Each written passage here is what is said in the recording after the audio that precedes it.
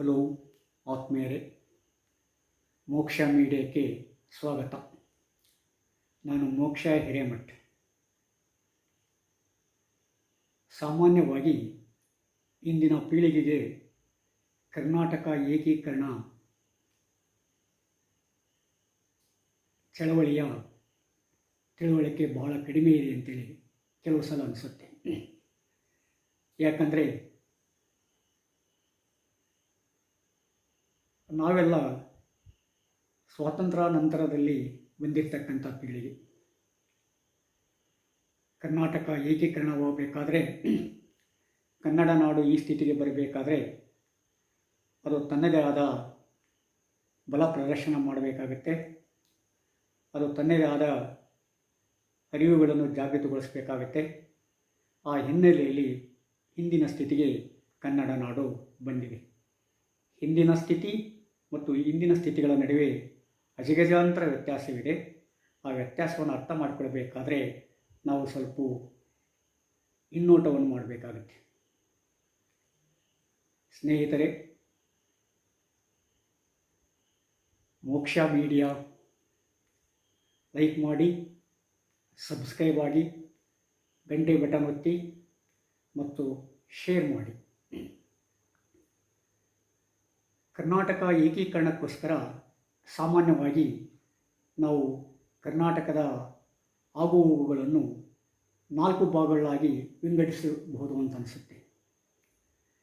ಒಂದನೆಯದಾಗಿ ಪ್ರಾಗೈತಿಹಾಸ, ಎರಡನೆಯದಾಗಿ ಕರ್ನಾಟಕದಲ್ಲಿ ಆಳಿ ಹೋದ ರಾಜವಂಶಗಳು, ಮೂರನೆಯದಾಗಿ ಸ್ವಾತಂತ್ರ್ಯ ಚಳವಳಿ, ನಾಲ್ಕನೆಯದಾಗಿ ಕರ್ನಾಟಕ ಏಕೀಕರಣ ಚಳವಳಿ. ಈ ಹಿನ್ನೆಲೆಯಲ್ಲಿ ನಾವು ಕರ್ನಾಟಕ ಏಕೀಕರಣ ಚಳವಳಿಯನ್ನು ಅರ್ಥೈಸಲಿಕ್ಕೆ ಪ್ರಯತ್ನಪಟ್ಟರೆ ನಾವು ಸರಿಯಾದ ದಿಕ್ಕಿನಲ್ಲಿ, ಸರಿಯಾದ ದೃಷ್ಟಿಯಲ್ಲಿ ಕರ್ನಾಟಕದ ಏಕೀಕರಣವನ್ನು, ಕರ್ನಾಟಕದ ಇತಿಹಾಸವನ್ನು, ಅದರ ಇತಿಮಿತಿಗಳನ್ನು ಅರ್ಥ ಮಾಡಿಕೊಳ್ಳಲಿಕ್ಕೆ ಸಾಧ್ಯತೆ ಆಗುತ್ತೆ. ಕರ್ನಾಟಕದ ಪ್ರಾಗೈತಿಹಾಸಿಕ ಸಂಶೋಧನೆಯನ್ನು ಮೊಟ್ಟ ಮೊದಲಿಗೆ ಪ್ರಾರಂಭ ಮಾಡಿದವನು ರಾಬರ್ಟ್ ಬ್ರೂಸ್ ಪ್ಲಾಟೆ ಅಂತಕ್ಕಂಥ ಇಂಗ್ಲೀಷ್ನ ಅಧಿಕಾರಿ. ಅವನು ಮೊಟ್ಟ ಮೊದಲನೇದಾಗಿ ಕರ್ನಾಟಕದ ಹಿಂದಿನ ಕಾಲದ ಅಂದರೆ ಇತಿಹಾಸ ಪೂರ್ವದ ಅಭ್ಯಾಸವನ್ನು, ಸಂಶೋಧನೆಯನ್ನು ಕೈಗೆತ್ತಿಕೊಳ್ತಾನೆ. ಅಲ್ಲಿ ನಮಗೆ ಗೊತ್ತಾಗ್ತದೆ, ಹಳೆಯ ಶಿಲಾಯುಗದ ಕಾಲದಲ್ಲಿ ಕೂಡ ಕರ್ನಾಟಕ ಇತ್ತು ಅಂತೇಳಿ. ಕರ್ನಾಟಕದ ಇತಿಹಾಸ ಅನೇಕ ಶತಮಾನಗಳವರೆಗೆ ಹಿಂದೆ ಹೋಗ್ತಾ ಇದೆ. ಕೆಲವರು ಕ್ರಿಸ್ತಪೂರ್ವ 3000 ವರ್ಷಗಳ ಹಿಂದೆ ಕರ್ನಾಟಕದ ಇತಿಹಾಸ ಇದೆ ಅಂತ ಹೇಳ್ತಾರೆ. ಇನ್ನು ಕೆಲವರು ಕರ್ನಾಟಕ ಇತಿಹಾಸವನ್ನು ಹರಪ್ಪ ಮತ್ತು ಮೊಹಂಜೊದಾರೋ ನಾಗರಿಕತೆಯೊಳಗೆ ಕೂಡ ಕೊಂಡೊಯ್ತಾರೆ. ಆದರೆ ಒಂದು ಮಾತ್ರ ಸತ್ಯ, ಕರ್ನಾಟಕ ಬಹಳ ಪ್ರಾಚೀನ ಇತಿಹಾಸವನ್ನು ಹೊಂದಿರತಕ್ಕಂಥ ಒಂದು ರಾಜ್ಯ, ಒಂದು ಪ್ರದೇಶ. ಖ್ಯಾತ ಸಂಶೋಧಕರಾಗಿದ್ದ ಚಿದಾನಂದ ಮೂರ್ತಿಯವರು ಕೂಡ ಕರ್ನಾಟಕ 3000 ವರ್ಷಗಳಷ್ಟು ಹಳೆಯ ಇತಿಹಾಸವನ್ನು ಹೊಂದಿದೆ ಅಂತೇಳಿ ಅಭಿಪ್ರಾಯಪಡ್ತಾರೆ. ಇಂದಿನ ಕರ್ನಾಟಕದಲ್ಲಿ ನಾವು ಶಿಲಾಯುಗಗಳನ್ನು ನೋಡಬಹುದು. ಆ ಶಿಲಾಯುಗದ ಪಳೆಯುಳಿಕೆಗಳು ಬೇರೆ ಬೇರೆ ಪ್ರದೇಶಗಳಲ್ಲಿ ಕೂಡ ಇಂದಿಗೂ ಕೂಡ ನಾವು ಕಾಣಬಹುದು. ಚಿಕ್ಕಮಗಳೂರಿನ ಲಿಂಗದಹಳ್ಳಿ, ಯಾದಗಿರಿಯ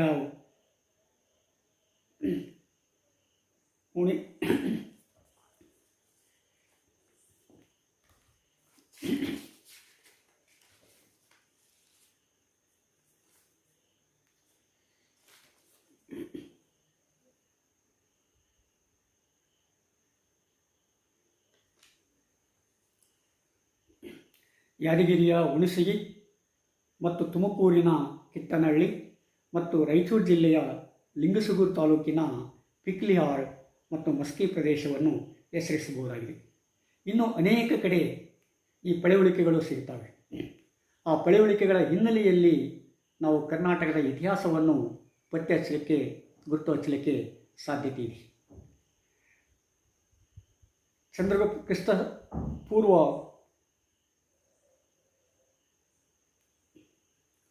ಮೂರನೇ ಶತಮಾನದಲ್ಲಿ ಚಂದ್ರಗುಪ್ತ ಮೌರ್ಯ ಶ್ರವಣಬೆಳಗೊಳಕ್ಕೆ ಬಂದಿದ್ದ. ಅಲ್ಲಿ ಅವನು ಸಲ್ಲೇಖನ ಋತುವನ್ನು ಆಚರಣೆ ಮಾಡಿದ ಅಂತೇಳಿ ಹೇಳ್ತಾ ಇದ್ದಾರೆ. ಅದೇ ರೀತಿ ಶಾತವಾಹನರು ಕೂಡ ಕರ್ನಾಟಕದಲ್ಲಿ ಆಳ್ವಿಕೆಯನ್ನು ನಡೆಸಿದರು. ನಂತರ ಕ್ರಿಸ್ತಶಕ 4ನೇ ಶತಮಾನದಲ್ಲಿ ಕನ್ನಡದ ಅರಸರು ಅಂತೇಳುವ, ಕನ್ನಡದ ರಾಜರು ಅಂತೇಳುವ ಅಥವಾ ಕನ್ನಡದ ರಾಜವಂಶ ಅಂತೇಳುವ ಕದಂಬರು ಕನ್ನಡವನ್ನು ಆಳ್ತಾರೆ. ಕದಂಬರು ಬನವಾಸಿಯನ್ನು ತಮ್ಮ ರಾಜಧಾನಿಯಾಗಿ ಮಾಡಿಕೊಂಡು ಅಲ್ಲಿಂದನೇ ಕರ್ನಾಟಕ ಪ್ರದೇಶವನ್ನು ಆಳ್ವಿಕೆ ಮಾಡ್ತಾರೆ. ಮಯೂರವರ್ಮ ಬಹಳ ಪ್ರಸಿದ್ಧವಾದ ದೊರೆ. ಆ ರಾಜ ಈಗಿನ ಶಿವಮೊಗ್ಗ ಜಿಲ್ಲೆಯ ಶಿಕಾರಿಪುರ ತಾಲೂಕಿನ ತಾಳಗುಂದದವನು ಅಂತ ಹೇಳ್ತಾರೆ. ಆದರೆ ಅವನು ಉತ್ತರ ಕನ್ನಡ ಜಿಲ್ಲೆಯ ಶಿರಸಿ ಸಮೀಪವಾಗಿರ್ತಕ್ಕಂಥ ಬನವಾಸಿಯನ್ನು ತನ್ನ ರಾಜಧಾನಿಯನ್ನು ಮಾಡಿ ಕರ್ನಾಟಕವನ್ನು ಆಳ್ತಾರೆ. ನಂತರದಲ್ಲಿ ಗಂಗರು ಬರ್ತಾರೆ. ಗಂಗರು ಕೂಡ ಕರ್ನಾಟಕದವರು. ಮೂಲ ಬೇರೆ ಆದರೂ ಕೂಡ ಅವರು ಕರ್ನಾಟಕದಲ್ಲಿಯೇ ತಮ್ಮ ಪ್ರಭುತ್ವವನ್ನು ಮಾಡಿದರು. ಅಷ್ಟೇ ಅಲ್ಲ, ಗಂಗರಾಜ ಕೊಪ್ಪಳಕ್ಕೆ ಬಂದು ಆ ಕೊಪ್ಪಳದಲ್ಲಿ ಸಲ್ಲೇಖನ ವ್ರತವನ್ನು ಮಾಡಿದ ಅಂತೇಳಿ ಕೂಡ ಹೇಳ್ತಾ ಇದ್ದಾರೆ. ಹೀಗೆ ಕದಂಬರು, ಗಂಗರು ಮತ್ತು ಚಾಲುಕ್ಯರನ್ನು ನಾವು ಹೆಸರಿಸಬಹುದು. ಬಾದಾಮಿಯ ಚಾಲುಕ್ಯರು ಅನೇಕ ವರ್ಷಗಳವರೆಗೆ ಕರ್ನಾಟಕವನ್ನು ಆಳಿದರು. ಅಷ್ಟೇ ಅಲ್ಲ, ಕರ್ನಾಟಕವನ್ನು ಬೇರೆ ಬೇರೆ ಕಡೆ ಕೂಡ ಪಸರಿಸಿದರು ಅಂತೇಳಿ. ಸಾಮಾನ್ಯವಾಗಿ ನಾವು ಹೇಳಿಬಿಡ್ತೇವೆ, ಕರ್ನಾಟಕ ಅಂದ ತಕ್ಷಣ ಕಾವೇರಿಯಿಂದ ಗೋದಾವರಿವರೆಗೆ ಅಂತೇಳಿ. ರಾಷ್ಟ್ರಕೂಟ ದೊರೆ ನೃಪತುಂಗ ಹೇಳಿರ್ತಕ್ಕಂಥ ಮಾತು ಭಾಳ ಜನಪ್ರಿಯವಾಗಿರ್ತಕ್ಕಂಥ ಮಾತು.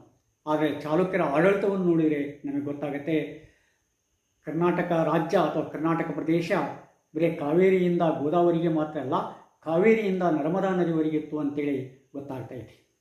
ಆದರೆ ರಾಷ್ಟ್ರಕೂಟರು ಬಂದಾಗ ಕರ್ನಾಟಕ ಕಾವೇರಿಯಿಂದ ಗೋದಾವರಿಗೆ ಮಾತ್ರ ಹಬ್ಬಿತ್ತು, ನರ್ಮದಾ ಕೈಬಿಟ್ಟು ಹೋಗಿತ್ತು. ಆದಾಗ್ಯೂ ಕೂಡ ಆ ನರ್ಮದಾ ಪ್ರದೇಶಗಳಲ್ಲಿ ಇಂದಿಗೂ ಕೂಡ ನಾವು ಕನ್ನಡದ ಛಾಯೆಯನ್ನು, ಕನ್ನಡ ಗುರುತುಗಳನ್ನು ಕಾಣ್ತಾ ಇದ್ದೇವೆ. ಚಾಲುಕ್ಯರು, ಬಾದಾಮಿಯ ಚಾಲುಕ್ಯರಾದ ಮೇಲೆ ರಾಷ್ಟ್ರಕೂಟರು ಬರ್ತಾರೆ. ಅದಾದ ನಂತರ ಕಲ್ಯಾಣಿ ಚಾಲುಕ್ಯರು ಬರ್ತಾರೆ, ವೆಂಗಿ ಚಾಲುಕ್ಯರು ಬರ್ತಾರೆ, ದೇವಗಿರಿಯ ಯಾದವರು, ಕಾಕತೀಯರು, ಹೊಯ್ಸಳರು, ವಿಜಯನಗರದವರು ಇತ್ಯಾದಿ ಇತ್ಯಾದಿ ಬರ್ತಾರೆ. ಇವರುಗಳ ಪ್ರಭುತ್ವದಲ್ಲಿ ಕನ್ನಡ ರಾಜ್ಯ ಭಾಷೆಯಾಗಿತ್ತು, ಕನ್ನಡ ಆಡಳಿತ ಭಾಷೆಯಾಗಿತ್ತು. ಅಂದರೆ ಕದಂಬರ ಮಯೂರವರ್ಮನಿಂದ ಹಿಡ್ಕೊಂಡು ವಿಜಯನಗರ ಅರಸರವರೆಗೂ ಕನ್ನಡ ರಾಜ್ಯ ಭಾಷೆಯಾಗಿತ್ತು, ಕನ್ನಡ ಪ್ರಭುತ್ವದ ಭಾಷೆಯಾಗಿತ್ತು ಅನ್ನೋದನ್ನು ನಾವು ನೋಡಬಹುದು. ಆದರೆ ವಿಜಯನಗರದ ಅರಸರು ಕೊನೆಯಾದ ಮೇಲೆ ಬಹುಮನಿಯ ಸುಲ್ತಾನರು, ಆದಿಲ್ ಶಾಹಿಗಳು ಬಂದ ಮೇಲೆ ಉರ್ದು ಕನ್ನಡದ ಸ್ಥಾನವನ್ನು ತೆಗೆದುಕೊಳ್ತಾರೆ. ಅವರು ಉರ್ದನ್ನು ರಾಜ್ಯ ಭಾಷೆಯನ್ನಾಗಿ ಮಾಡ್ತಾರೆ, ಉರ್ದನ್ನು ಪ್ರಭುತ್ವದ ಭಾಷೆಯನ್ನಾಗಿ ಮಾಡ್ತಾರೆ. ನಂತರ ವಿಜಯನಗರ ಸಾಮ್ರಾಜ್ಯ ಕೊನೆಯಾದ ಮೇಲೆ ಆ ವಿಜಯನಗರ ಸಾಮ್ರಾಜ್ಯದ ಸಾಮಂತ ಅರಸನಾಗಿರ್ತಕ್ಕಂಥ ಒಡೆಯರ್ ಮೈಸೂರನ್ನು ಅಭಿವೃದ್ಧಿಪಡಿಸ್ತಾರೆ, ಮೈಸೂರು ಸಂಸ್ಥಾನವನ್ನು ಆಳ್ತಾರೆ.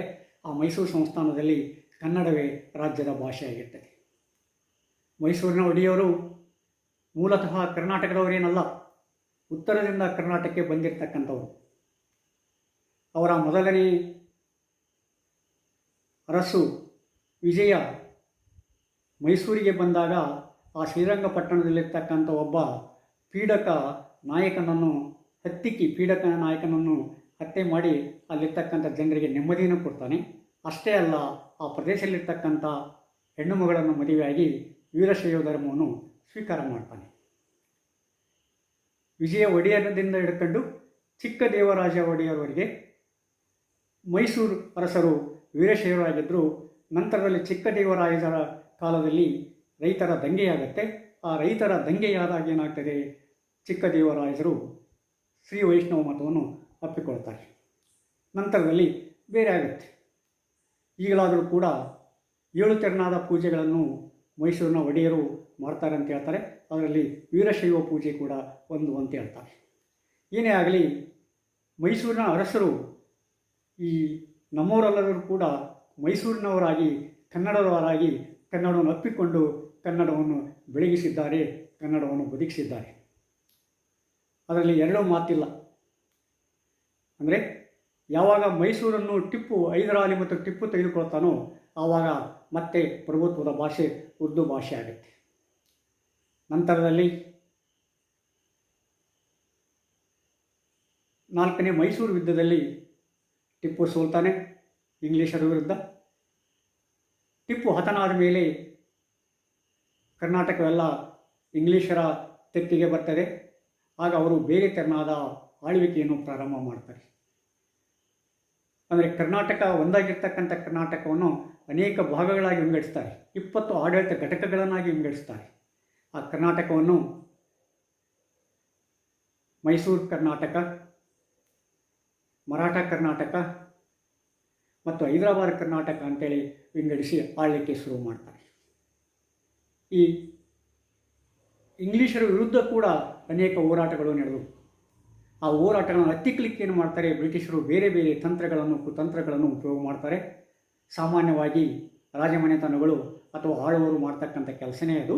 ಆದರೆ ಅದರ ವಿರುದ್ಧ ಅನೇಕ ಹೋರಾಟಗಳಿದ್ದವು, ಅನೇಕ ದಂಗೆಗಳಾದವು. ಕರ್ನಾಟಕದಲ್ಲಿ ವೀರರಾಣಿ ಕಿತ್ತೂರು ಚೆನ್ನಮ್ಮನ ಹೆಸರನ್ನು ನಾವು ಮಾಡಲಿಕ್ಕಾಗಲ್ಲ. ಯಾಕಂದರೆ ಬ್ರಿಟಿಷರ ವಿರುದ್ಧ ಹೋರಾಡಿರ್ತಕ್ಕಂಥ ಮೊದಲ ಮಹಿಳೆ ವೀರರಾಣಿ ಕಿತ್ತೂರು ಚೆನ್ನಮ್ಮ ಅಂತ ಹೇಳ್ತಾರೆ. ಈ ಕರ್ನಾಟಕದಲ್ಲಿರ್ತಕ್ಕಂಥ ಬಲವನ್ನು ಮುರಿಯೋದಕ್ಕೋಸ್ಕರ ಏನು ಮಾಡಿದರು ಅಂದರೆ 1856 ಸುಮಾರು 1857ಕ್ಕೆ ಸಿಪಾಯಿ ದಂಗೆ ಆಗುತ್ತೆ. ಆ ಸಿಪಾಯಿ ದಂಗೆಯ ಸೂಚನೆಗಳನ್ನು ಕಂಡುಕೊಂಡಿರ್ತಕ್ಕಂಥ ಬ್ರಿಟಿಷರು 1856ರಲ್ಲಿ ಏನು ಮಾಡ್ತಾರೆ, ಈ ಭಾಷೆಗಳ ಹೆಸರಿನಲ್ಲಿ ಭಾರತವನ್ನು ಛಿದ್ರ ಮಾಡಿ ತಮ್ಮ ಆಡಳಿತವನ್ನು ಮುಂದುವರಿಸಲಿಕ್ಕೆ ಪ್ರಯತ್ನ ಪಡ್ತಾರೆ, ಯೋಜನೆಗಳಾಗ್ತವೆ. ಆ ಯೋಜನೆಗಳ ಹಿನ್ನೆಲೆಯಲ್ಲಿ ಆ ಪ್ರಾಂತಗಳಲ್ಲಿ ಆ ಭಾಷೆಗಳನ್ನು ಕಲಿಸಲಿಕ್ಕೆ ಕಲಿಸಲಿಕ್ಕೆ ಪ್ರಾರಂಭ ಮಾಡ್ತಾರೆ. ಆಗ ಕರ್ನಾಟಕದಲ್ಲಿ ಬಾಂಬೆ ಪ್ರಾಂತದಲ್ಲಿ ಅವರು ಕನ್ನಡಕ್ಕೆ ಮೊದಲನೇ ಸ್ಥಾನವನ್ನು ಕೊಡ್ತಾರೆ. ಅಂದರೆ ಕನ್ನಡವನ್ನು ಕಲಿಸಲಿಕ್ಕೆ ಪ್ರಾರಂಭ ಮಾಡ್ತಾರೆ. ಥಾಮಸ್ ಮನ್ರೋ ಅಂತಕ್ಕಂಥ ಅಧಿಕಾರಿ ಕನ್ನಡದ ಬಗ್ಗೆ ಆಸಕ್ತಿ ವಹಿಸ್ತಾನೆ. ಆಸಕ್ತಿ ಅವನು ಕನ್ನಡ ಪರವಾಗಿ ಅಂತಲ್ಲ, ಅದು ಒಂದು ತಂತ್ರವಾಗಿ ಏನು ಮಾಡ್ತಾನೆ, ಕನ್ನಡವನ್ನು ಕಲಿಸಲಿಕ್ಕೆ ಇಂಗ್ಲೀಷ್ ಆಳ್ವಿಕೆ ಪ್ರಾರಂಭ ಮಾಡ್ತದೆ. ಆ ಕುತಂತ್ರವೇ ಸ್ವಾತಂತ್ರ್ಯಕ್ಕೆ ಅವಕಾಶ ಮಾಡಿಕೊಡ್ತೈತೆ, ಸ್ವಾತಂತ್ರ್ಯಕ್ಕೆ ದಾರಿ ಮಾಡಿಕೊಡ್ತೈತೆ. ಆ ಮಾತು ಬೇರೆ. ಆಗ ವಿದ್ಯಾಧಿಕಾರಿಯಾಗಿರ್ತಕ್ಕಂಥ ಡೆಪ್ಯೂಟಿ ಚನ್ನಬಸಪ್ಪನವರು ಅನೇಕ ಕನ್ನಡ ಶಾಲೆಗಳನ್ನು ಆ ಬಾಂಬೆ ಪ್ರಾಂತದಲ್ಲಿ ಪ್ರಾರಂಭ ಮಾಡ್ತಾರೆ. ಅದರಿಂದ ನಮಗೆ ಅನುಕೂಲ ಆಗುತ್ತೆ. ಏನಂದರೆ ಕನ್ನಡ ಜಾಗೃತಿ ಮೂಡುತ್ತೆ. ಕನ್ನಡ ಭಾಷೆ ಭಾಳ ಪ್ರಬಲವಾದ ಭಾಷೆ, ಭಾಳ ಹಳೆಯದಾದ ಭಾಷೆ ಅಂತಕ್ಕಂಥ ಒಂದು ಸ್ವಾಭಿಮಾನ ಕೂಡ ಬರ್ತದೆ. ಆ ಸ್ವಾಭಿಮಾನ ಸ್ವಾತಂತ್ರ್ಯ ಹೋರಾಟಕ್ಕೆ ಅಣಿಗೊಳಿಸ್ತಾ ಇದೆ. ಈ ಹಿನ್ನೆಲೆಯಲ್ಲಿ ಅನೇಕ ಕನ್ನಡಿಗರು ಜಾಗೃತರಾದರು. ಆ ಜಾಗೃತಾವಸ್ಥೆಯ ಹಿನ್ನೆಲೆಯಲ್ಲಿ ಧಾರವಾಡದಲ್ಲಿ 1890ರಲ್ಲಿ ಕರ್ನಾಟಕ ವಿದ್ಯಾವರ್ಧಕ ಸಂಘವನ್ನು ಪ್ರಾರಂಭ ಮಾಡ್ತಾರೆ. ಆ ಕರ್ನಾಟಕ ವಿದ್ಯಾವರ್ಧಕ ಸಂಘದ ಸ್ಥಾಪಕರು ರಾಹ ದೇಶಪಾಂಡೆ ಅಂತಕ್ಕಂಥವ್ರು. ರಾವ್ ಬಹದ್ದೂರ್ ಹನುಮಂತರಾವ್ ದೇಶಪಾಂಡೆಯವರು ಅದರ ಕಾರ್ಯದರ್ಶಿಗಳಾಗ್ತಾರೆ. ಅವರು ಸ್ಥಾಪಕರು ಆದರೂ ಕೂಡ ಕಾರ್ಯದರ್ಶಿಗಳಾಗ್ತಾರೆ. ಅದರ ಅಧ್ಯಕ್ಷರಾಗಿ ಶ್ಯಾಮರಾವ್ ಅವರು ಆಯ್ಕೆ ಆಗ್ತಾರೆ. ನಂತರದಲ್ಲಿ 1915ರ ಸುಮಾರದಲ್ಲಿ ಕರ್ನಾಟಕ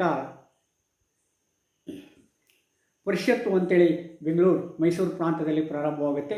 ಆ ಬೆಂಗಳೂರು ಪರಿಷತ್ತೇ ಮುಂದೆ ಆ ಕರ್ನಾಟಕ ಪರಿಷತ್ತೇ ಮುಂದೆ ಕರ್ನಾಟಕ ಸಾಹಿತ್ಯ ಪರಿಷತ್ತಾಗಿ ಪರಿವರ್ತನೆ ಆಗುತ್ತದೆ. ಇವುಗಳಲ್ಲೆಲ್ಲ ಬೆನಗಲ್ ರಾಮರಾಯರು, ಶ್ಯಾಮರಾಯರು, ರಾಹ ದೇಶಪಾಂಡೆಯವರು, ಗಂಗಾಧರ ದೇಶಪಾಂಡೆಯವರು, ಆಲೂರು ವೆಂಕಟರಾಯರು, ಸಿದ್ದಪ್ಪ ಕಂಬಳಿಯವರು, ಇನ್ನೂ ಅನೇಕರನ್ನು ಕೂಡ ನಾವು ಹೆಸರಿಸ್ಬೋದು. ಅಂದರೆ ಅಲ್ಲಿಂದ ಏನಾಗುತ್ತೆ, ಕನ್ನಡದ ಚಳವಳಿ ಅಥವಾ ಕನ್ನಡ ಜಾಗೃತಿ ತೀಕ್ಷ್ಣವಾಗ್ತಾ ಬರ್ತಾಯಿದೆ. 1910ರಲ್ಲಿ ವೀರಶೈವ ಮಹಾಸಭಾವನ್ನು ಪ್ರಾರಂಭ ಮಾಡ್ತಾರೆ. ವೀರಶೈವ ಮಹಾಪ್ರಾರಂಭ ಮಾಡಿದಾಗ ಕನ್ನಡ ಚಳವಳಿಗೆ, ಕನ್ನಡ ಏಕೀಕರಣ ಚಳವಳಿಗೆ ಮತ್ತಿಷ್ಟು ಕುಮ್ಮಕ್ಕು ಸಿಗುತ್ತೆ. ಆ ಚಳವಳಿ ಮತ್ತೆ ಪ್ರಬಲವಾಗ್ತಾ ಇದೆ.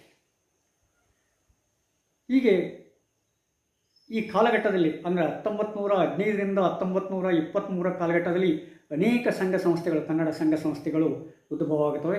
ಆ ಕನ್ನಡ ಸಂಸ್ಥೆಗಳ ಮೂಲಕ ಏನಾಗ್ತದೆ, ಕನ್ನಡಿಗರಲ್ಲಿ ಜಾಗೃತಿಯನ್ನು ತರಲಿಕ್ಕೆ ಪ್ರಯತ್ನ ಪಡ್ತಾರೆ. 1924ರಲ್ಲಿ ಕಾಂಗ್ರೆಸ್ ಅಧಿವೇಶನ ಬೆಳಗಾವಿಯಲ್ಲಿ ಆಯಿತು.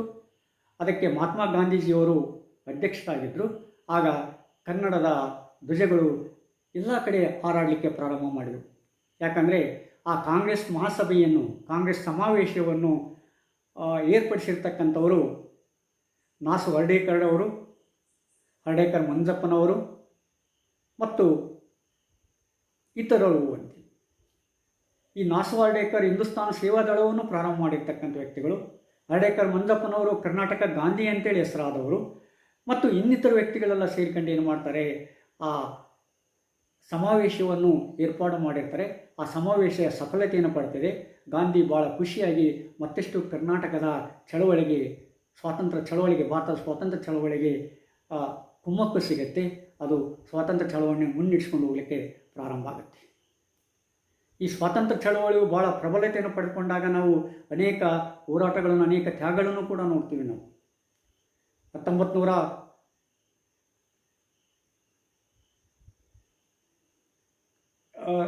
1890ರಲ್ಲಿ ಕರ್ನಾಟಕ ವಿದ್ಯಾವರ್ಧಕ ಸಂಘ ಪ್ರಾರಂಭವಾದಾಗ ಆ ವಿದ್ಯಾವರ್ಧಕ ಸಂಘದಿಂದ ಪತ್ರಿಕೆಗಳನ್ನು ಪ್ರಾರಂಭ ಮಾಡ್ತಾರೆ. ವಾಗ್ಭೂಷಣ ಮತ್ತು ಸುವಾಸಿನಿ ಅಂತಕ್ಕಂಥ ಪತ್ರಿಕೆಗಳು. ಅವು ಕನ್ನಡಿಗರಲ್ಲಿ ಜಾಗೃತಿಯನ್ನುಂಟು ಮಾಡ್ತವೆ. ಅಷ್ಟೇ ಅಲ್ಲ, ಆಲೂರು ವೆಂಕಟರಾಯರು ಕೂಡ ಕೆಲವು ಪತ್ರಿಕೆಗಳನ್ನು, ಜಯ ಕರ್ನಾಟಕ ಪತ್ರಿಕೆಯನ್ನು ತರ್ತಾರೆ. ಕರ್ನಾಟಕದ ಗತವೈಭವದ ಬಗ್ಗೆ ಹೇಳ್ತಾರೆ. ನಂತರ ಕರ್ನಾಟಕ ಲೇಖಕರ ಸಮ್ಮೇಳನ ಕೂಡ ನಡೀತಿದೆ. ಆ ಸಮ್ಮೇಳನದಲ್ಲಿ ಕನ್ನಡ ಭಾಷೆಯನ್ನು ಮಾತಾಡ್ತಕ್ಕಂಥ ಭಾಗಗಳು, ಪ್ರದೇಶಗಳು ವಿಲೀನವಾಗಿ ಕರ್ನಾಟಕ ರಾಜ್ಯ ಆಗಬೇಕಂತೇಳಿ ಏನು ಮಾಡ್ತಾರೆ, ಒತ್ತಾಯ ತರ್ತಾರೆ. ಆದರೆ ಈ ಒತ್ತಾಯಕ್ಕೆ ಎಷ್ಟೋ ಸಲ ಮನ್ನಣೆ ಸಿಗೋದಿಲ್ಲ. ಯಾಕಂದರೆ ಬ್ರಿಟಿಷರು ಒಡೆದಾಳುವ ನೀತಿಯನ್ನು ಅನುಸರಿಸುತ್ತಿರುವುದರಿಂದ ಅವರು ಜನರು ಛಿದ್ರವಾಗಲಿಕ್ಕೆ ನೋಡ್ತಾರೆ ಹೊರತು ಜನರು ಕೂಡಲಿಕ್ಕೆ ಎಂದೂ ಪ್ರಯತ್ನ ಪಡಲಿಲ್ಲ.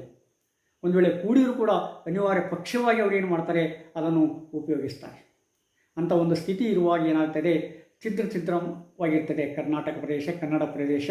ಆ ಕನ್ನಡ ಪ್ರದೇಶ ಒಗ್ಗೂಡಿಸಿ ಮತ್ತೆ ಕನ್ನಡವನ್ನು ಬೆಳೆಸಲಿಕ್ಕೆ ಅನೇಕ ಮಹನೀಯರು ಪ್ರಯತ್ನ ಪಡ್ತಾರೆ. ಅನೇಕ ಮಹನೀಯರು ಹೋರಾಟದಲ್ಲಿ ಭಾಗಿಯಾಗ್ತಾರೆ. ಆಗ ಎಲ್ಲ ಕನ್ನಡ ಸಂಘಗಳು ಸೇರಿಕೊಂಡು ಏನು ಮಾಡ್ತವೆ, ಸುಮಾರು 1937 ಅಕ್ಟೋಬರ್ 10ಕ್ಕೆ ಕರ್ನಾಟಕ ಏಕೀಕರಣ ದಿನಾಚರಣೆಯನ್ನು ಆಚರಣೆ ಮಾಡಬೇಕಂತ ನಿರ್ಧಾರ ಮಾಡ್ತಾರೆ. ಆ ಹಿನ್ನೆಲೆಯಲ್ಲಿ ಅಕ್ಟೋಬರ್ 10 ಕರ್ನಾಟಕ ಏಕೀಕರಣ ದಿನವನ್ನಾಗಿ ಆಚರಣೆ ಮಾಡ್ತಾ ಇದ್ದಾರೆ. ಕರ್ನಾಟಕ ರಾಜ್ಯೋತ್ಸವ ಬೇರೆ, ನವೆಂಬರ್ 1 ಕರ್ನಾಟಕ ರಾಜ್ಯೋತ್ಸವ ದಿನ. ಆದರೆ ಕರ್ನಾಟಕ ಏಕೀಕರಣದ ದಿನ ಅಕ್ಟೋಬರ್ 10. ಅದನ್ನು 1937ರಿಂದ ಪ್ರಾರಂಭ ಮಾಡ್ತಾರೆ. ಈಗ ಎಷ್ಟೋ ಸಲ ಅದನ್ನು ನಾವು ಮರೆತು ಬಿಟ್ಟಿದ್ದೇವೆ. ಆದರೆ ಆಗಿನ ಕಾಲದಲ್ಲಿ ಅಕ್ಟೋಬರ್ 10 ಭಾಳ ಪ್ರಮುಖವಾದ ಒಂದು ದಿನವಾಗಿತ್ತು. ಆ ದಿನ ಕನ್ನಡ ಸಂಘಗಳೆಲ್ಲ ಒಂದು ಕಡೆ ಸೇರಿ ಕನ್ನಡದ ಐಕ್ಯತೆಗಾಗಿ, ಕನ್ನಡದ ಏಕತೆಗಾಗಿ, ಕನ್ನಡದ ಏಕೀಕರಣಕ್ಕಾಗಿ ಒತ್ತಾಯ ಮಾಡ್ತಾಯಿತ್ತು. ನಂತರದಲ್ಲೇ ಅನೇಕ ಸಮಾವೇಶಗಳಾದವು. ಕಾಂಗ್ರೆಸ್ ಸಮಾವೇಶದಲ್ಲಿ ಈ ಕರ್ನಾಟಕ ಏಕೀಕರಣಕ್ಕೆ ಒತ್ತಡವನ್ನು ತರಲಾಗಿತ್ತು. ಸರ್ ಸಿದ್ದಪ್ಪ ಕಂಬಳಿ ಅಂತವರು ಬರೀ ಬಾಂಬೆ ಶಾಸನ ಸಭೆಯಲ್ಲಿ ಅಷ್ಟೇ ಅಲ್ಲ, ಕರ್ನಾಟಕ ಸಮಾವೇಶಗಳಲ್ಲಿ ಕೂಡ ಕರ್ನಾಟಕದ ಏಕೀಕರಣದ ಬಗ್ಗೆ ಒತ್ತು ಕೊಟ್ಟರು. ಒಂದು ಕಡೆ ಶಾಸನ ಸಭೆಯಲ್ಲಿ ಜನಪ್ರತಿನಿಧಿಗಳು ಕರ್ನಾಟಕ ಏಕೀಕರಣಕ್ಕೆ ಒತ್ತು ಕೊಟ್ಟರೆ, ಇನ್ನೊಂದು ಕಡೆ ಶಾಸನ ಸಭೆಯ ಹೊರಗಡೆ ಸಾಹಿತಿಗಳು, ಕಲಾವಿದರು, ಹೋರಾಟಗಾರರು ತಮ್ಮೆಲ್ಲ ಚಟುವಟಿಕೆಗಳನ್ನು ಕರ್ನಾಟಕ ಏಕೀಕರಣಕ್ಕಾಗಿ ಮೀಸಲಿಟ್ಟರು. ಇದರಲ್ಲಿ ಆಲೂರು ವೆಂಕಟರಾಯರನ್ನು ನೆನಪಿಸಿಕೊಳ್ಬೇಕಾಗತ್ತೆ, ಬೆನಗಲ್ ರಾಮರಾಯರನ್ನು ನೆನಪಿಸಿಕೊಳ್ಬೇಕಾಗತ್ತೆ, ಗಂಗಾಧರ ದೇಶಪಾಂಡೆಯವರನ್ನು ನೆನಪಿಸಿಕೊಳ್ಬೇಕಾಗತ್ತೆ, ರಾಹ ದೇಶಪಾಂಡೆಯವರನ್ನು ನೆನಪಿಸಿಕೊಳ್ಬೇಕಾಗತ್ತೆ. ಯಾಕಂದರೆ 1890ರಲ್ಲಿ ಕರ್ನಾಟಕ ವಿದ್ಯಾವರ್ಧಕ ಸಂಘವನ್ನು ರಾವ್ ಬಹದ್ದೂರ್ ಹನುಮಂತರಾವ್ ದೇಶಪಾಂಡೆಯವರವರು ಪ್ರಾರಂಭ ಮಾಡಿದಾಗ ಒಂದು ಘೋಷವಾಕ್ಯವನ್ನು ಕೊಡ್ತಾರೆ. ಏನು ಆ ಘೋಷವಾಕ್ಯ? ಅವರು ಹೇಳಿದ್ದು ಆಗ ಸಿರಿಗನ್ನಡಂ ಗೆಲ್ಲಿಗೆ ಅಂತೇಳಿ. ಇದು ಯಾವಾಗ ಕೊಟ್ಟಿದ್ದು? 1890ರಲ್ಲಿ ಕರ್ನಾಟಕ ವಿದ್ಯಾವರ್ಧಕ ಸಂಘ ಸ್ಥಾಪನೆಯಾದಾಗ. ನಂತರದಲ್ಲಿ ಅದನ್ನು ಬಿ ಎಂ ಶ್ರೀಕಂಠನವರು ಏನು ಮಾಡ್ತಾರೆ, ಅದನ್ನು ಪ್ರಚುರಪಡಿಸ್ತಾರೆ, ಅದನ್ನು ಜನಪ್ರಿಯಗೊಳಿಸ್ತಾರೆ. ಆಗಿನಿಂದ ಪ್ರತಿಯೊಂದು ಕನ್ನಡ ಕಾರ್ಯಕ್ರಮದಲ್ಲಿ ಈ ಘೋಷವಾಕ್ಯ ಮೊಳಗ್ತಿದೆ, ಸಿರಿಗನ್ನಡಂ ಗೆಲ್ಲಿಗೆ ಅಂತಲೇ ಹೇಳ್ತಾರೆ. ಈಗಲಾದರೂ ಕೂಡ ಆ ಸಿರಿಗನ್ನಡಂ ಗೆಲ್ಲಿಗೆ ಘೋಷವಾಕ್ಯ ಇನ್ನೂ ಉಳಿದಿದೆ. ಪ್ರತಿಯೊಂದು ಕಾರ್ಯಕ್ರಮ ಪ್ರಾರಂಭ ಆಗಬೇಕಾದ್ರೆ ಪ್ರತಿಯೊಂದು ಕಾರ್ಯಕ್ರಮ ಮುಗಿಬೇಕಾದ್ರೆ ಶ್ರೀಗನ್ನಡಂ ಗೆಲ್ಲಿಗೆಯಿಂದನೇ ಪ್ರಾರಂಭ ಮಾಡ್ತಾರೆ, ಶ್ರೀಗನ್ನಡಂ ಗೆಲ್ಲಿಗೆಯಿಂದನೇ ಮುಗಿಸ್ತಾರೆ. ಸ್ವಾತಂತ್ರ್ಯ ಸಿಕ್ಕು ಕರ್ನಾಟಕ ಏಕೀಕರಣವಾಗಿ ಅನೇಕ ವರ್ಷಗಳಾದರೂ ಕೂಡ ಆ ಘೋಷವಾಕ್ಯ ಮೊಳಗಿ ಇಂದಿಗೂ 130 ವರ್ಷಗಳಾದರೂ ಕೂಡ ಇಂದಿಗೂ ಕೂಡ ಆ ಘೋಷವಾಕ್ಯ ಚಾಲ್ತಿಯಲ್ಲಿದೆ. ಆ ಘೋಷವಾಕ್ಯವನ್ನು ಜನರು ಉಪಯೋಗ ಮಾಡ್ತಾ ಇದ್ದಾರೆ. ಅಂದರೆ ಈ ಥರನಾದ ಒಂದು ಘೋಷವಾಕ್ಯ ಇಷ್ಟು ವರ್ಷಗಳವರೆಗೆ ಚಾಲ್ತಿಯಲ್ಲಿರೋದು ಸಾಮಾನ್ಯವಾಗಿ ನಾವು ಕೇಳಿಲ್ಲ ಅಂತ ಅನಿಸುತ್ತೆ, ಸಿರಿಗನ್ನಡಂ ಗೆಲ್ಲಿಗೆ ಅದನ್ನು ಹೊರತುಪಡಿಸಿ.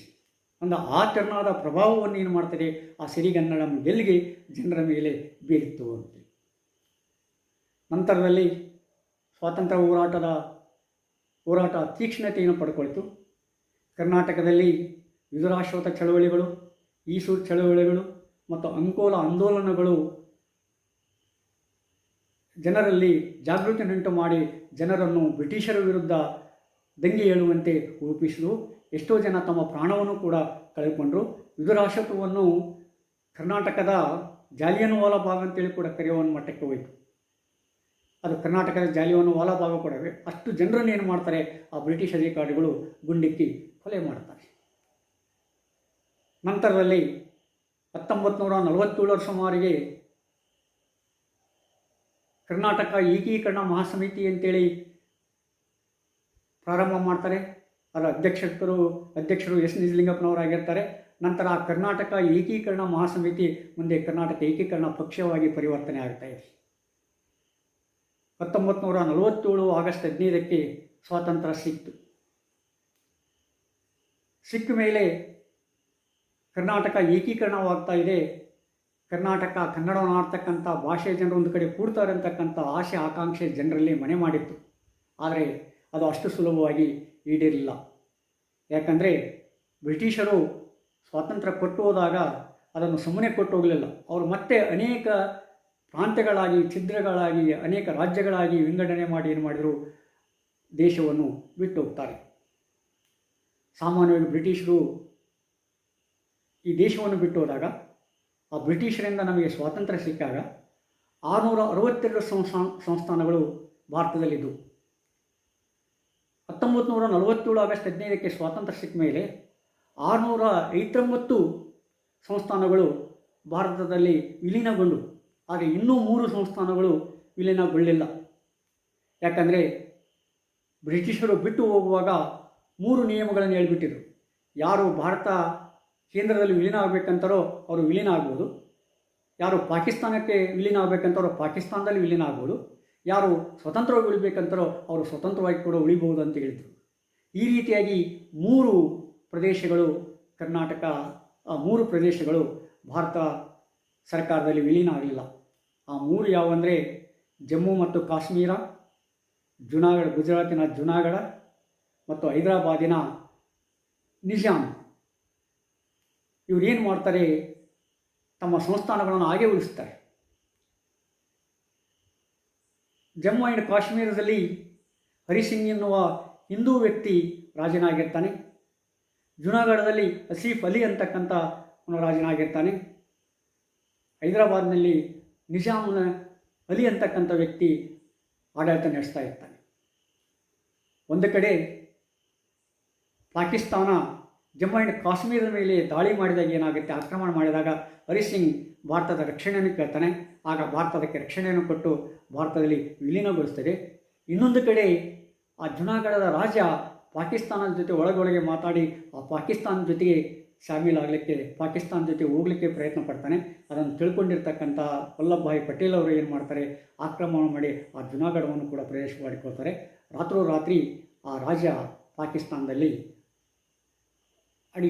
ಪಾಕಿಸ್ತಾನಕ್ಕೆ ಓಡಿ ಹೋಗ್ತಾನೆ. ನಂತರದಲ್ಲಿ ಹೈದರಾಬಾದ್ ನಿಜಾಮನ ಮೇಲೆ ಆಕ್ರಮಣ ಮಾಡಿ ಹೈದರಾಬಾದ್ ಸಂಸ್ಥಾನವನ್ನು ಏನು ಮಾಡ್ತಾರೆ, ಹೈದರಾಬಾದ್ ಸಂಸ್ಥಾನವನ್ನು ಭಾರತದೊಳಗೆ ವಿಲೀನ ಮಾಡಿಕೊಳ್ತಾರೆ. ಆ ವಿಲೀನ ಆದಾಗ ಏನಾಗ್ತದೆ, ಬೇರೆ ಬೇರೆ ಪ್ರಾಂತಗಳು ಅಂದರೆ ಅದಾಗಲೇ ಸ್ವಾತಂತ್ರ್ಯ ಸಿಕ್ಕಾಗ ಕರ್ನಾಟಕ ಸಾಮಾನ್ಯ 5 ಪ್ರಾಂತಗಳಾಗಿ ವಿಂಗಡಣೆ ಆಗಿಬಿಟ್ಟಿತ್ತು. ಒಂದು ಮೈಸೂರು ಪ್ರಾಂತ್ಯ, ಮತ್ತೊಂದು ಬಾಂಬೆ ಪ್ರಾಂತ್ಯ, ಇನ್ನೊಂದು ಮದ್ರಾಸ್ ಪ್ರಾಂತ್ಯ, ಮತ್ತೊಂದು ನಿಜಾಮ್ ಪ್ರಾಂತ್ಯ, ಇನ್ನೊಂದು ಕೊಡಗು ಪ್ರಾಂತ್ಯ ಅಂತೇಳಿ. ಅಂದರೆ ಸ್ವತಂತ್ರ ಸಿಕ್ಕ ಮೇಲೆ ಮೈಸೂರು ಸಂಸ್ಥಾನ ತನ್ನ ಆಳ್ವಿಕೆಯನ್ನು ಮೈಸೂರಿನಿಂದ ಪ್ರಾರಂಭ ಮಾಡಿತು. ಆದರೆ ಇನ್ನು ಉಳಿದುಗಳು ಯಥಾಸ್ಥಿತಿಯನ್ನು ಕಾಯ್ದುಕೊಂಡು ಬಾಂಬೆ ಪ್ರಾಂತ ಬಾಂಬೆದಿಂದ, ಮದ್ರಾಸ್ ಪ್ರಾಂತ್ಯ ಮದ್ರಾಸ್ನಿಂದ ಮತ್ತು ಕೊಡಗು ಸ್ವತಂತ್ರ ಸ್ವಾಯತ್ತ ಸಂಸ್ಥಾನವಾಗಿ ಕೆಲಸ ನಿರ್ವಹಿಸ್ತಿದ್ವು.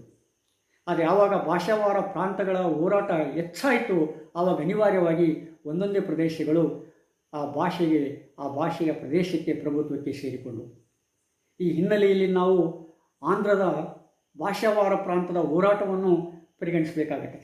ಯಾಕಂದರೆ ಆಂಧ್ರದಲ್ಲಿ ಭಾಷಾವಾರ ಹಿನ್ನೆಲೆಯಲ್ಲಿ ರಾಜ್ಯ ರಚನೆಯಾಗಬೇಕಂತೇಳಿ ಅನೇಕ ಹೋರಾಟಗಳ ನಡೆದು ಅದರಲ್ಲಿ 58 ದಿನಗಳವರೆಗೆ ಒಬ್ಬ ವ್ಯಕ್ತಿ ಉಪವಾಸ ಕೊಡ್ತಾನೆ. ಆ ವ್ಯಕ್ತಿ ಹೆಸರು ಪಟ್ಟಿ ಶ್ರೀರಾಮುಲು ಅಂತೇಳಿ. ಆದರೆ 58 ದಿನ ಉಪವಾಸ ಕುಂತರೂ ಕೂಡ ಬೇಡಿಕೆ ಈಡೇರಲ್ಲ. 59ನೇ ದಿನದಲ್ಲಿ ಏನಾಗ್ತಾನೆ, ಆ ವ್ಯಕ್ತಿ ಮರಣ ಹೊಂದುತ್ತಾನೆ. ಆ ಮರಣ ಹೊಂದಿದ ಮೇಲೆ ಆಂಧ್ರ ಪ್ರದೇಶದಲ್ಲಿ ಅಲ್ಲೋಲ ಕಲ್ಲೋಲ ಉಂಟಾಗುತ್ತದೆ. ಆಗ ಆಡಳಿತಗಾರರು, ಆಗ ಭಾರತ ಸರ್ಕಾರವನ್ನು ಅರಿತುಕೊಂಡು ಮೊಟ್ಟ ಮೊದಲನೇದಾಗಿ ಆಂಧ್ರ ಪ್ರದೇಶವನ್ನು ಒಂದು ಭಾಷಾವಾರ ಪ್ರಾಂತವಾಗಿ ರಚನೆ ಮಾಡ್ತದೆ, ಒಂದು ಭಾಷಾವಾರ ರಾಜ್ಯವಾಗಿ ಘೋಷಣೆ ಮಾಡ್ತದೆ. ಒಂದು 1953 ಸುಮಾರಿಗೆ ಅನಿಸುತ್ತೆ, 1954 ನವೆಂಬರ್ ಸುಮಾರಿಗೆ ಅನಿಸುತ್ತೆ. ಆದರೆ ಉಳಿದ ರಾಜ್ಯಗಳು ಹಾಗೆ ಇದು ಮಾಡಿದವು. ಕರ್ನಾಟಕದಲ್ಲಿ ಎಷ್ಟೋ ಜನ ಸಂಸತ್ತಿನಲ್ಲಿ ಕನ್ನಡ ಮಾತನಾಡ್ತಕ್ಕಂಥ ಪ್ರದೇಶಗಳು ಒಂದುಗೂಡಬೇಕಂತ ಹೇಳಿದರೂ ಕೂಡ ನೆಹರು ಆಡಳಿತ ಅದಕ್ಕೆ ಕಿವಿಗೊಡಲಿಲ್ಲ. ಆಗ ಕುಷ್ಟಗಿಯ ಸಂಸತ್ತಿನಿಂದ ಅಳವಂಡಿ ಶಿವಮೂರ್ತಿ ಸ್ವಾಮಿಗಳು ಸಂಸತ್ತಿನಲ್ಲಿ ಪ್ರತಿಪಾದನೆ ಮಾಡಿದರು, ಕನ್ನಡ ಮಾತನಾಡ್ತಕ್ಕಂಥ ಪ್ರದೇಶಗಳು ಒಂದುಗೂಡಬೇಕು, ಅದಕ್ಕೆ ಸರ್ಕಾರ ನೀತಿ ನಿಯಮಗಳನ್ನು ರೂಪಿಸಬೇಕು, ಆದಷ್ಟು ಬೇಗನೆ ಈ ಕಾರ್ಯ ಮಾಡಬೇಕು ಅಂತೇಳಿ ಒತ್ತಾಯಪಡಿಸಿದರು. ಆದರೂ ಒಪ್ಪಿಕೊಳ್ಳಿಲ್ಲ. ನಂತರದಲ್ಲಿ ಕುಷ್ಟಗಿ ಸಂಸತ್ ಕ್ಷೇತ್ರ ಕೊಪ್ಪಳ ಸಂಸತ್ ಕ್ಷೇತ್ರವಾಗಿ ಪರಿವರ್ತನೆ ಆಯಿತು. ಆ ಮಾತು ಬೇರೆ. ಈ ರೀತಿಯಾಗಿ ಅನೇಕ ಹೋರಾಟಗಳು ನಡೆದ ಮೇಲೆ ಏನಾಗ್ತದೆ, 1948 ಸುಮಾರಿಂದ ಅನೇಕ ಹೋರಾಟಗಳು ಮೊದಲಿಂದ ನಡೆದರೂ ಕೂಡ 1948 ಸುಮಾರಕ್ಕೆ ಕಮಿಟಿಗಳನ್ನು ಮಾಡ್ತಾರೆ. ಒಂದಾದ ಮೇಲೆ ಒಂದು ಕಮಿಟಿ ಮಾಡ್ತಾರೆ. 3 ಕಮಿಟಿಗಳನ್ನು ಮಾಡ್ತಾರೆ. ಆ 3 ಕಮಿಟಿಯಲ್ಲಿ ತಾರ್ ಕಮಿಟಿ, JVS ಕಮಿಟಿ ಮತ್ತು ಫಜಲ್ ಅಲಿ ಸಮಿತಿ ಅಂತೇಳಿ ಮಾಡ್ತಾರೆ. ಆ 3 ಸಮಿತಿಗಳು ಭಾಷಾವಾರ ಪ್ರಾಂತಗಳ ಆಳ್ವಿಕೆಯನ್ನು ಒಪ್ಪದಲ್ಲ. ಯಾಕಂದರೆ ಭಾರತದಲ್ಲಿ ಅನೇಕ ಭಾಷೆಗಳಿವೆ. ಭಾಷಾವಾರ ಪ್ರಾಂತಗಳನ್ನು ಮಾಡಿದರೆ ಭಾರತ ಚಿಕ್ಕ ಚಿಕ್ಕ ರಾಜ್ಯವಾಗಿ ಹರಿದು ಹೋಗಿಬಿಡ್ತದೆ. ಹೀಗಾಗಿ ಆಡಳಿತ ಮಾಡೋದು ಭಾಳ ಕಷ್ಟ ಆಗ್ತದೆ, ಅಭಿವೃದ್ಧಿಯನ್ನು ಕೈಗೊಳ್ಳೋದು ಭಾಳ ಕಷ್ಟ ಆಗ್ತದೆ ಅನ್ನೋ ನೆಪವೊಡ್ಡಿ ಏನು ಮಾಡಿದರು, ಅವರು ಭಾಷಾವಾರ ಪ್ರಾಂತಕ್ಕೆ ಅವಕಾಶ ಕೊಡಲಿಲ್ಲ. ಆದರೆ 3ನೇ ಸಮಿತಿ ಏನಿತ್ತಲ್ಲ, ಫಜಲ್ ಅಲಿ ಸಮಿತಿ, ಅದು ಕೆಲವಾರು ಬದಲಾವಣೆಗಳನ್ನು ತಂತು. ಏನಂದರೆ, ಭಾಷಾವಾರ ಪ್ರಾಂತಕ್ಕಿಂತ ಭೌಗೋಳಿಕ ಪ್ರದೇಶ ನೋಡಬೇಕು, ಆಡಳಿತಾತ್ಮಕ ದೃಷ್ಟಿ ಇರಬೇಕು, ಅಭಿವೃದ್ಧಿ ದೃಷ್ಟಿ ಇರಬೇಕು, ಭಾಷೆಯನ್ನು ಕೂಡ ಪರಿಗಣಿಸಬೇಕು, ಆ ಪ್ರದೇಶದಲ್ಲಿರ್ತಕ್ಕಂಥ ಸಂಸ್ಕೃತಿಯನ್ನು ಪರಿಗಣಿಸಿ ಆ ಹಿನ್ನೆಲೆಯಲ್ಲಿ ಏನು ಮಾಡಬೇಕು, ರಾಜ್ಯವನ್ನು ವಿಂಗಡಣೆ ಮಾಡಬೇಕು ಅಂತೇಳಿ ಈ ಆಧಾರದ ಹಿನ್ನೆಲೆಯಲ್ಲಿ ಏನು ಮಾಡಿದರು, ರಾಜ್ಯಗಳನ್ನು ವಿಂಗಡಣೆ ಮಾಡಿ ಪುನರ್ ವಿಂಗಡಣೆ ಮಾಡಲಿಕ್ಕೆ ಪ್ರಾರಂಭ ಮಾಡಿದರು. ಈಗ ಆಂಧ್ರದಲ್ಲಿ ಪಟ್ಟಿ ಶ್ರೀರಾಮುಲು ಮರಣ ಹೊಂದಿದ ಮೇಲೆ ಆಂಧ್ರವನ್ನು ಭಾಷಾವಾರ ಪ್ರಾಂತ ಆದ ಮೇಲೆ ಆ ಬಳ್ಳಾರಿ ಆಟೋಮೆಟಿಕ್ಕಾಗಿ ಏನಾಯಿತು, ಈ ಕರ್ನಾಟಕಕ್ಕೆ ಸೇರಿಕೊಂಡು ಬಿಡಿತು. ಅದೇ ರೀತಿ ಬಾಂಬೆ ಪ್ರಾಂತ, ಬಾಂಬೆದಲ್ಲಿರ್ತಕ್ಕಂಥ ಆ ಪ್ರಾಂತದಲ್ಲಿರ್ತಕ್ಕಂಥ ಪ್ರದೇಶಗಳು ಕೂಡ ಮೈಸೂರನ್ನು ಸೇರ್ಕೊಂಡ್ಬಿಟ್ಟು. ಹೈದರಾಬಾದ್ ಸಂಸ್ಥಾನ ಭಾರತದ ವಿಲೀನ ಆದಮೇಲೆ ಹೈದರಾಬಾದ್ ಸಂಸ್ಥಾನದ ಎಷ್ಟೋ ಪ್ರದೇಶಗಳು ಕನ್ನಡ ಮಾತನಾಡ್ತಕ್ಕಂಥ ಸಂಸ್ಥಾನಗಳು ಮೈಸೂರು ಪ್ರಾಂತವನ್ನು ಸೇರ್ಕೊಂಡ್ಬಿಟ್ಟು. ಹೀಗಾಗಿ ಒಂದು ನಂತರ ಒಂದು ಸಂಸ್ಥಾನಗಳು, ಒಂದು ನಂತರ ಒಂದು ಪ್ರದೇಶಗಳು ಮೈಸೂರು ಸಂಸ್ಥಾನವನ್ನು ಸೇರಿಕೊಳ್ತವೆ. ಆ ಮೈಸೂರು ಸಂಸ್ಥಾನ ಇನ್ನೂ ಮೈಸೂರು ರಾಜ್ಯವಾಗಿದ್ದಿಲ್ಲ. ಮೈಸೂರು ಸಂಸ್ಥಾನದ ಮೊದಲನೇ ಮುಖ್ಯಮಂತ್ರಿ KC ರೆಡ್ಡಿಯವರು ಆಗ್ತಾರೆ. ಆಮೇಲೆ ಜಯಚಾಮರಾಜೇಂದ್ರ ಒಡೆಯರ್ ಮೈಸೂರಿನ ರಾಜ ಪ್ರಮುಖರಾಗಿರ್ತಾರೆ. ಆದರೆ ಯಾವಾಗ 1956ರಲ್ಲಿ ರಾಜ್ಯಗಳ ಮರು ವಿಂಗಡಣೆ ಆಯಿತು, ಭಾಷಾವಾರ ಪ್ರಾಂತದ ಮೇಲೆ ವಿಂಗಡಣೆ ಆಯಿತು, ಆವಾಗ ಏನಾಗ್ತದೆ, ಮೈಸೂರು ರಾಜ್ಯ ಉದಯ ಆಗುತ್ತೆ. ಅಂದರೆ ಮೈಸೂರು ಮತ್ತು ಕೇರಳ ರಾಜ್ಯಗಳು ನವೆಂಬರ್ 1, 1956ರಂದು ಮರು ವಿಂಗಡಣೆಯಾಗಿ ಒಂದುಗೂಡ್ತವೆ, ಏಕೀಕರಣಗೊಳ್ಳುತ್ತವೆ. ಅಂದಿನಿಂದ ನವೆಂಬರ್ 1 ನಾವು ರಾಜ್ಯೋತ್ಸವ ದಿನವಾಗಿ ಆಚರಣೆ ಮಾಡ್ತಾ ಇದ್ದೇವೆ. ಅಂದರೆ ಈ ಏಕೀಕರಣ ಆಗಬೇಕಾದ್ರೆ ಅನೇಕ ಹೋರಾಟಗಳನ್ನು ನಾವು ಇಲ್ಲಿವರೆಗೆ ನೋಡಿದ್ದೇವೆ. ಅನೇಕ ಸಂಘ ಸಂಸ್ಥೆಗಳು ಕೆಲಸ ಮಾಡಿದ್ದನ್ನು ನೋಡುತ್ತಾ ಇದ್ದೇವೆ. ಎಲ್ಲ ಸಂಘ ಸಂಸ್ಥೆಗಳನ್ನು ಈ ಶಾರ್ಟ್ ಸ್ಪ್ಯಾನ್ ಆಫ್ ಪೀರಿಯಡ್ನಲ್ಲಿ ಹೇಳಲಿಕ್ಕಾಗಲಿಕ್ಕಿಲ್ಲ. ಆದರೆ ಆ ಸಂಘ ಸಂಸ್ಥೆಗಳು ಮಾಡಿರ್ತಕ್ಕಂಥ ಕೆಲಸಗಳನ್ನು ನಾವು ಇಂದಿಗೂ ಕೂಡ ಮಾಡಲಿಕ್ಕೆ ಸಾಧ್ಯತೆ ಇಲ್ಲ. ಅವುಗಳನ್ನೆಲ್ಲ ನಾವು ನೆನಪಿನಲ್ಲಿಟ್ಕೊಳ್ಬೇಕಾಗುತ್ತೆ. ಅವರು ತೋರಿಸಿರ್ತಕ್ಕಂಥ ಉತ್ಸಾಹ, ಅದನ್ನ ಆಸೆ ಆಕಾಂಕ್ಷೆಗಳನ್ನು ನಾವು ಗಮನಿಸಬೇಕಾಗುತ್ತೆ.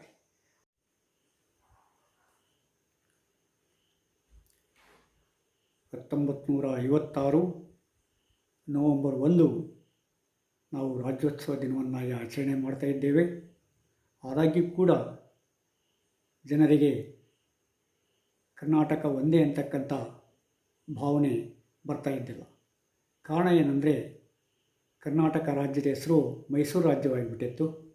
ಆದ ಕಾರಣ ಆ ಭಾವನೆಯನ್ನು ಹೋಗಲಾಡಿಸೋದಕ್ಕೋಸ್ಕರ 1973 ನವೆಂಬರ್ 1 ಮೈಸೂರು ರಾಜ್ಯವನ್ನು ಕರ್ನಾಟಕ ರಾಜ್ಯ ಅಂತೇಳಿ ಮರುನಾಮಕರಣ ಮಾಡ್ತಾರೆ. ಕರ್ನಾಟಕ ರಾಜ್ಯದ ಪ್ರಥಮ ಮುಖ್ಯಮಂತ್ರಿಯಾಗಿ ದೇವರಾಜ್ ಅರಸ್ ಕಾರ್ಯನಿರ್ವಹಿಸ್ತಾರೆ. ಮಾನ್ಯರೇ, ಸ್ವಾತಂತ್ರ್ಯ ಹೋರಾಟದಲ್ಲಿ, ಕರ್ನಾಟಕದ ಏಕೀಕರಣ ಚಳವಳಿಯಲ್ಲಿ ನಾವು ತೋರಿಸಿರತಕ್ಕಂಥ ಸ್ಪಿರಿಟ್, ಉತ್ಸಾಹವನ್ನು ಮತ್ತೆ ಇಂದಿನ ದಿನಮಾನಗಳಲ್ಲಿ ತೋರಿಸಬೇಕಾಗಿದೆ. ಆ ಕೆಚ್ಚು ನಮ್ಮಲ್ಲಿ ಬರಬೇಕಾಗಿದೆ. ಅಂದಾಗ ಮಾತ್ರ ನಾವು ಇನ್ನೂ ಮಾಡಬೇಕಾದ ಅನೇಕ ಕೆಲಸಗಳನ್ನು ಮಾಡಲಿಕ್ಕೆ ಸಾಧ್ಯತೆ ಇದೆ. ಆ ದಿಕ್ಕಿನತ್ತ ಹೋಗೋಣ ಅಂತೇಳಿ ಆಶಿಸ್ತೀನಿ. ಸಿರಿಗನ್ನಡಂ ಗೆಲ್ಲಿಗೆ. ಮತ್ತೆ ಮುಂದಿನ ಕಥಾನಕದಲ್ಲಿ ಭೇಟಿಯಾಗೋಣ.